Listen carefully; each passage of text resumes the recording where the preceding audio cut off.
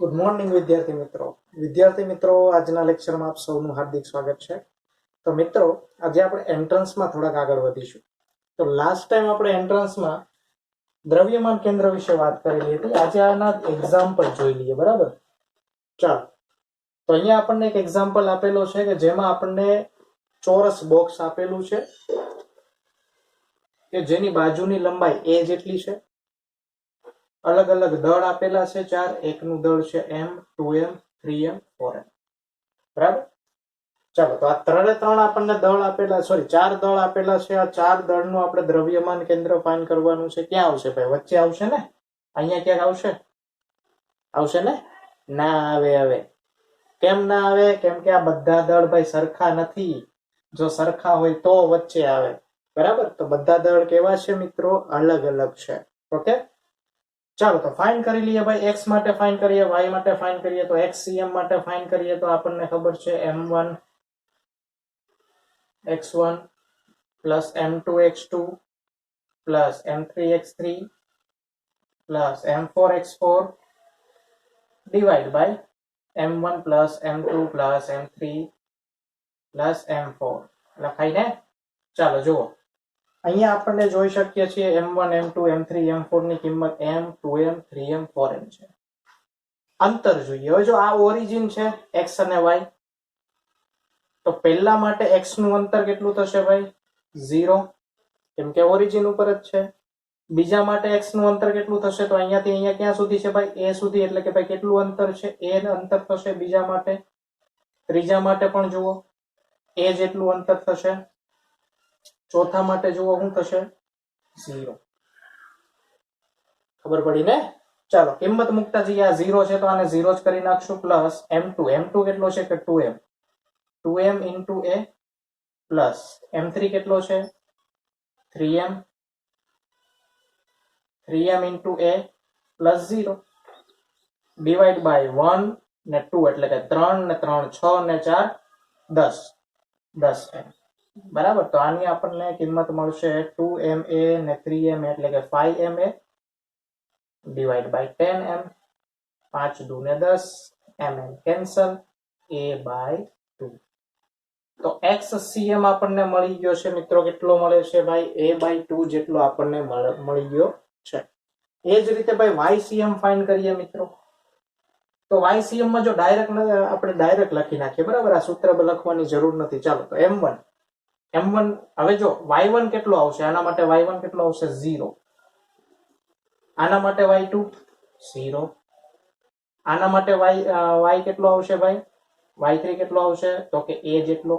y4 પણ a જેટલો આવશે, બરાબર। એટલે અહીંયા આવી જશે 3m into a plus 4m into a divide by total તો સેમ જ રહેશે ભાઈ, 10m। तो अहींया आपणे जोईशुं 4 + 3 એટલે કે 7ma डिवाइड बाय 10m,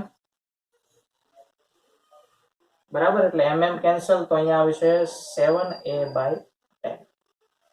चलो तो x અને y एक्सिस माना आपणे शुं मळी गया छे भाई? द्रव्यमान केंद्રના સ્થાનો મળી ગયા છે। चलो तो xy આપણને મળી ગયો, તો આપણને આન્સર આવી ગયો, बराबर। नेक्स्ट एग्जांपल जो भाई 3 kg અને 2 kg નો દળ એક દળ રહિત સળિયા વડે જોડેલો છે ને આ 3 kg માટે આપણે લઈએ તો એનો r1 આપણને 2i + 5j આપેલો છે ને 2 kg નો પદાર્થ લઈએ તો એનો r2 આપેલો છે આપણને 4i + 2j છે। તો આનું દ્રવ્યમાન કેન્દ્ર ફાઇન્ડ કરવાનું છે। એકદમ સિમ્પલ ભાઈ।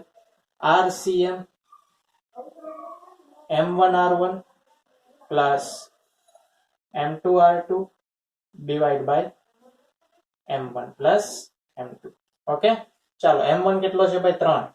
3 અહીંયા 2i પ્લસ 5j થઈ જશે પ્લસ m2 કેટલો છે? m2 2 4i પ્લસ 2j થશે divide by m1 plus m2 કેટલા થશે? 5। ચાલો અહીંયા ગુણાકાર કરીએ તો 6i પ્લસ 15j વત્તા 8i plus 2 4j divide by 5, बराबर। હવે જો 6 ને 8 કેટલા થશે? 6 દુ 12 ને 13 14 14i વત્તા અહીંયા કેટલા થશે ભાઈ? 15 ને 4 કેટલા થાય? 15 ને 4 19 19i ડિવાઈડ બાય 5. તો આ આપણો આન્સર છે ને, એકદમ સિમ્પલ. બરાબર. ચાલો સ્ક્રીનશોટ પાડી લો અને પછીનું એક્ઝામ્પલ જોઈએ.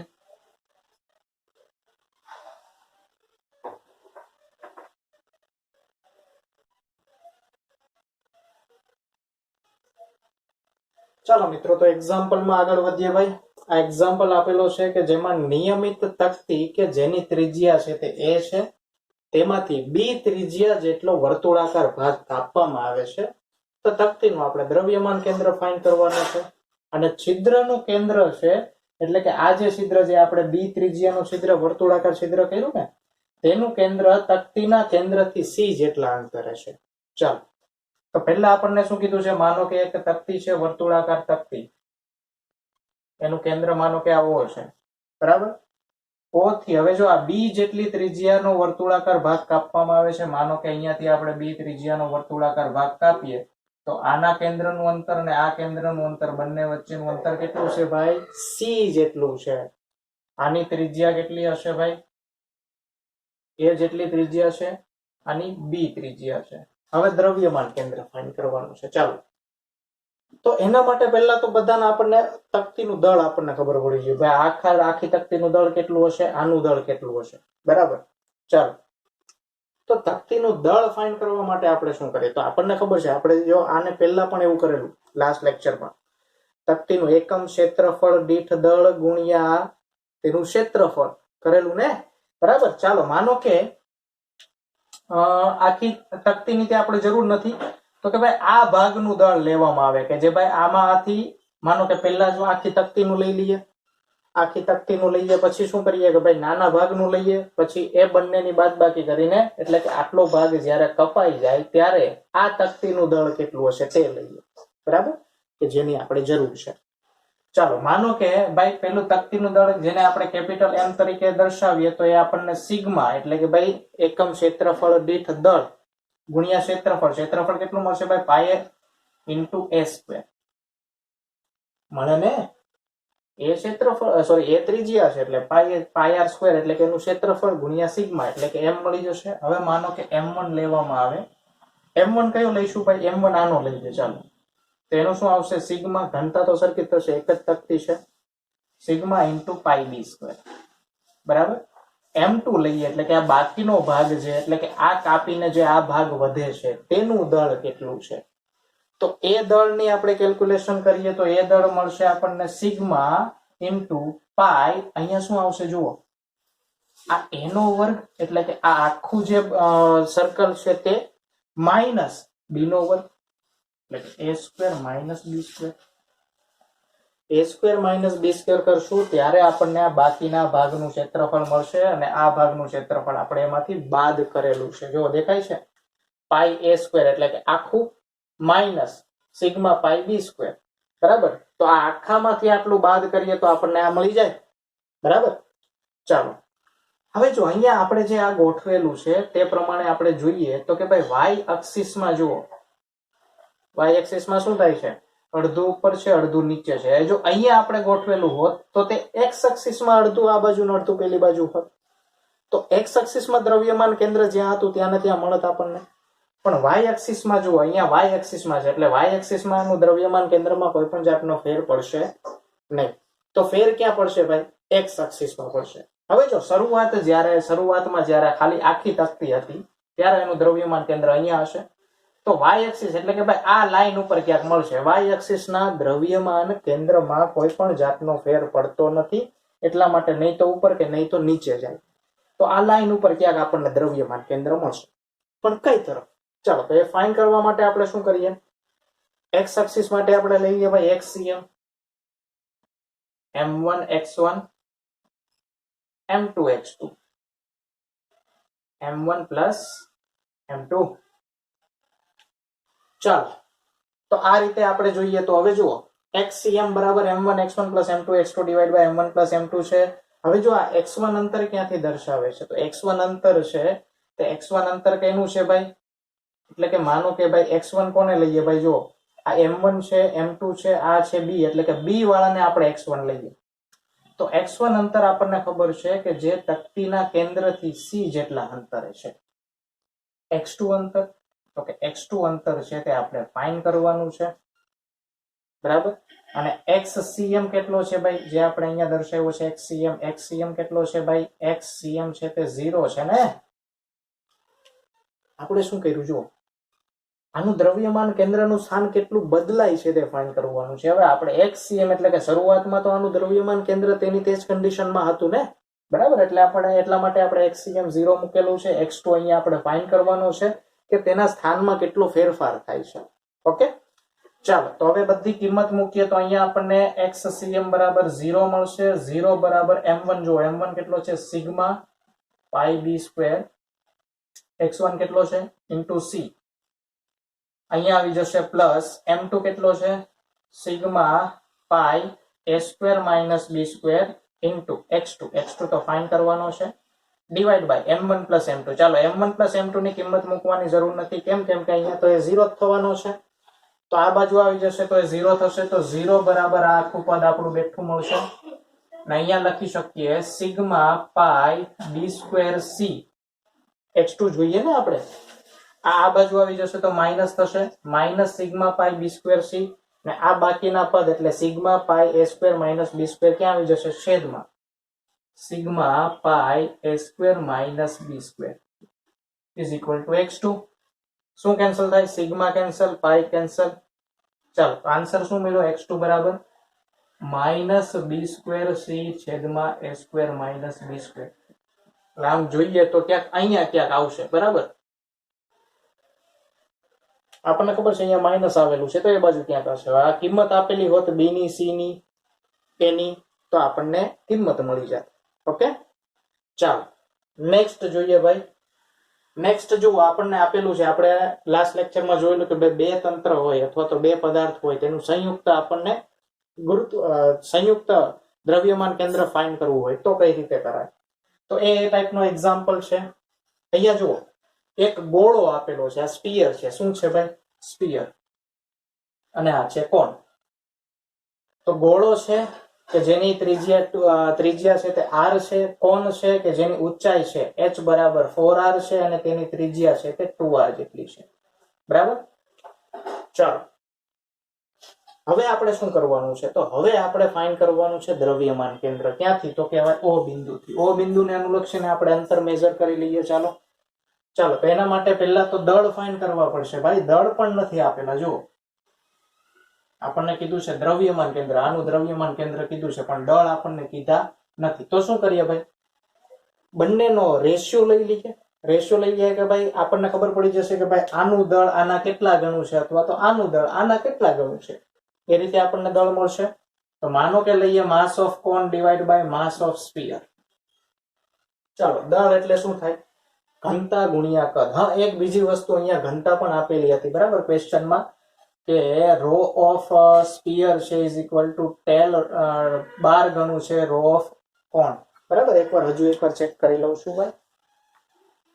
શંકુના દ્રવ્યની ઘનતા કરતા 12 ગણી છે. હા, ગોળાના દ્રવ્યની ઘનતા એટલે કે હા બરાબર, rho of sphere 12 time rho of cone, બરાબર.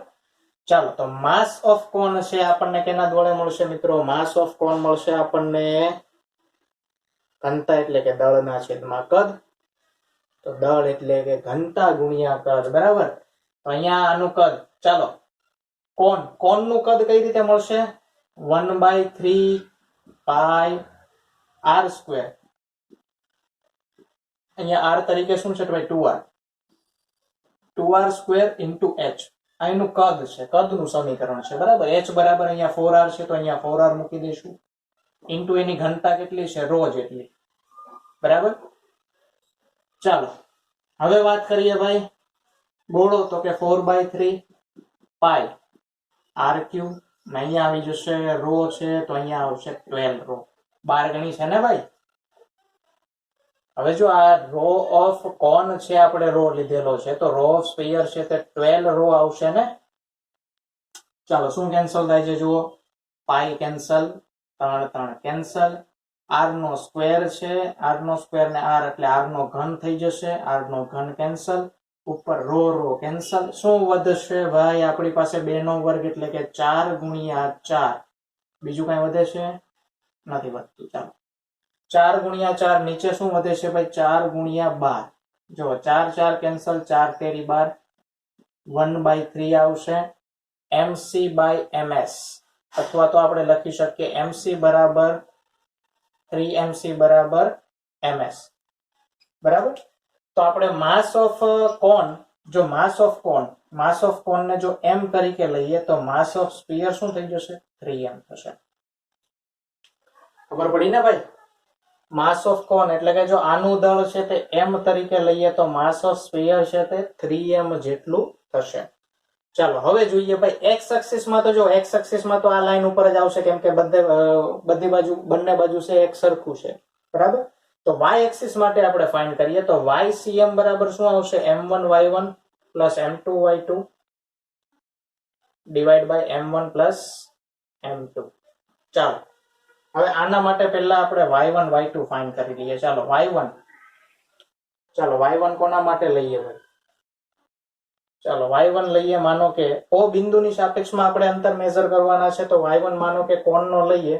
તો કોણ માટે જુઓ, આપણને કીધું છે h ઊંચાઈના શંકુનું દ્રવ્યમાન કેન્દ્ર h/4 ઊંચાઈએ હોય છે. તો h/4 ઊંચાઈએ હોય એનો મતલબ કે r ઊંચાઈએ હશે. તો અહીંયાથી અંતર કેટલું થશે ભાઈ? r જેટલું હશે ને, કેમ કે અહીંયા h બરાબર 4r છે. બરાબર. હવે જો આ દ્રવ્યમાન કેન્દ્ર h/4 અંતરે હોય તો h બરાબર તો 4r છે. તો 4r/4 એટલે કે 4 4 કેન્સલ, તો ક્યાં કેટલા અંતરે હશે? r અંતરે. તો અહીંયા y1 આપણને મળી જશે ડાયરેક્ટ r. કેના માટે છે ભાઈ? કોણ માટે છે. હવે y2 ફાઇન્ડ કરીએ તો y2 કેના માટે આવશે ભાઈ? સ્ફિયર માટે. તો આનું અહીંયાથી O બિંદુથી અંતર કેટલું થશે? જો આ તો 4r છે, પ્લસ અહીંયાના કેન્દ્રનું અંતર લઈએ ને આપણે 4r પ્લસ r એટલે કે 5r. તો આ થશે અંતર આપણું 5r. ચાલો કિંમત મૂકી દો. હવે m1 કેના માટે લીધેલો છે ભાઈ? કોણ માટે. તો માસ ઓફ કોણ કેટલો છે ભાઈ? m. તો m into r plus 3m into 5r divide by m plus 3m એટલે કે 4m થઈ જશે. ચાલો કેટલા આવે છે? mr પ્લસ અહીંયા 5 તેરી 15mr ડિવાઈડ બાય 4m. તો અહીંયા થઈ જશે 15 વત્તા 1 એટલે કે 16 mr થશે ને. mr ના છેદમાં 4m એટલે કે mm કેન્સલ, અહીંયા ચોકે ચોકે 16 એટલે કે 4r આપણો આન્સર આવી ગયો. તો આ સંયુક્ત તંત્રનું જે દ્રવ્યમાન કેન્દ્ર છે તે આપણને O બિંદુથી ક્યાં મળશે? 4r એટલે કે અહીંયા મળશે. બરાબર.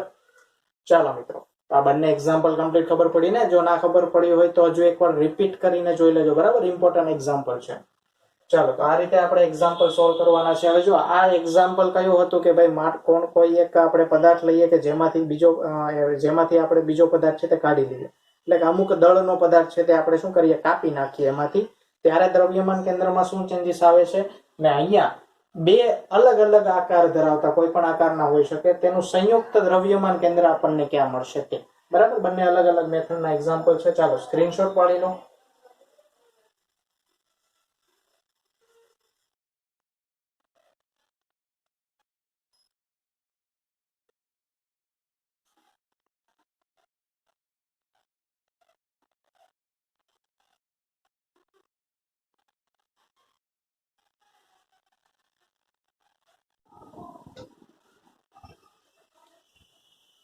ચાલો મિત્રો, હવે આપણે વાત કરવાની છે ભાઈ દ્રવ્યમાન કેન્દ્રનો વેગ. દ્રવ્યમાન કેન્દ્રનો વેગ.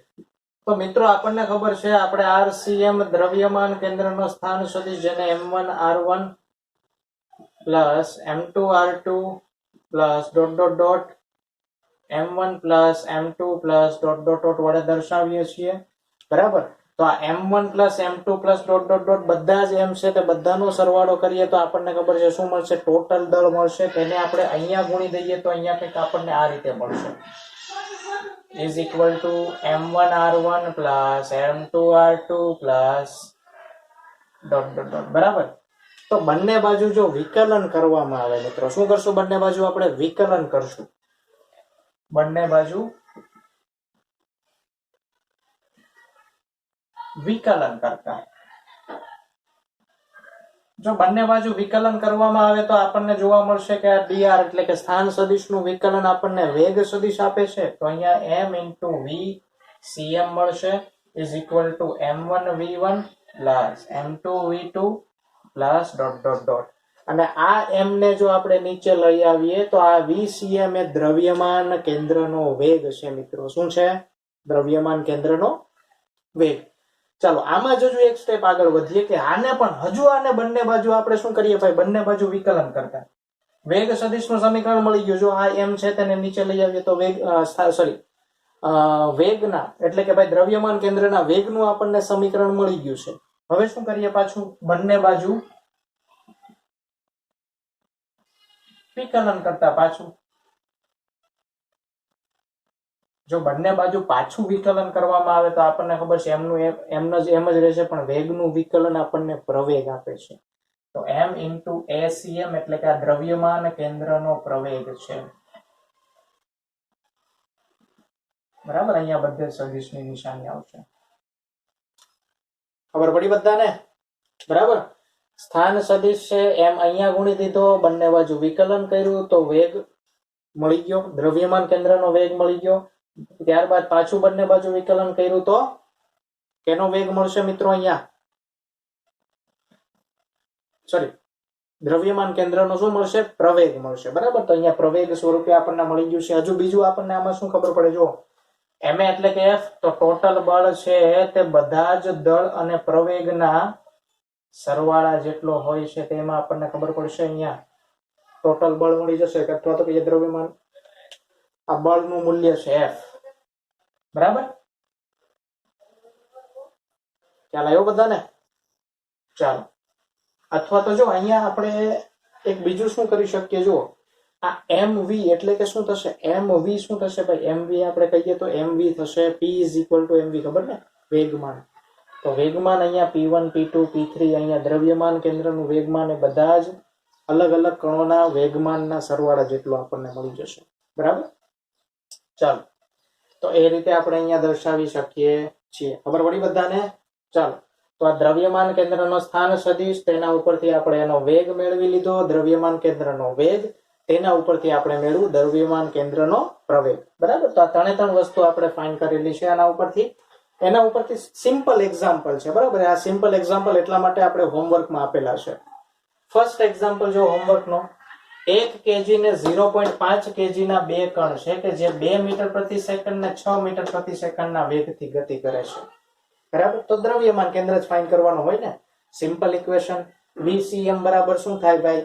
m1 v1 plus m2 v2 divided by m1 plus m2. એકદમ સિમ્પલ એક્ઝામ્પલ છે. ઓકે, સેકન્ડ એક્ઝામ્પલ જુઓ. સેકન્ડ એક્ઝામ્પલ આગળનો છે. બરાબર, x ને y ફાઇન્ડ કરવાના છે. તો આ 3 kg નો બ્લોક જે 0 0 પર છે, આને x ને y લેવામાં આવે. 8 kg નો બ્લોક કે જે x એક્સિસ માં 1 મીટર અંતરે છે, y માં 2 મીટર અંતરે છે. 4 kg, x માં 2 મીટર, y માં 1 મીટર. તો આનો એક્ઝામ્પલ આપણે કેલ્ક્યુલેટ કરશું. x બરાબર m1 x1 plus m2 x2 divided by m1 plus m2.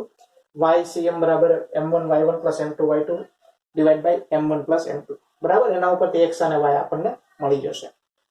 ત્યારબાદ આપણે જોઈએ લાસ્ટ એક્ઝામ્પલ. 2 kg ને 4 kg ના બે કણ 1 મીટર પ્રતિ સેકન્ડ ને 2 મીટર પ્રતિ સેકન્ડના પ્રવેગથી ગતિ કરે છે. તો દ્રવ્યમાન કેન્દ્રનો પ્રવેગ. તો આ પણ એકદમ સિમ્પલ છે. acm બરાબર આવી જશે m1 a1 plus m2 a2 divided by m1 plus m2. Okay, ચાલો, તો એકદમ ઈઝી એક્ઝામ્પલ છે કે જે આપણે હોમવર્કમાં આપણે આપેલા છે. ચાલો, તો આ સાથે મિત્રો આપણો લેક્ચર અહીંયાનો કમ્પ્લીટ કરીએ છીએ. ભાઈ નેક્સ્ટ લેક્ચરમાં બીજા એક્ઝામ્પલ સાથે ફરી મળીશું. Thank you.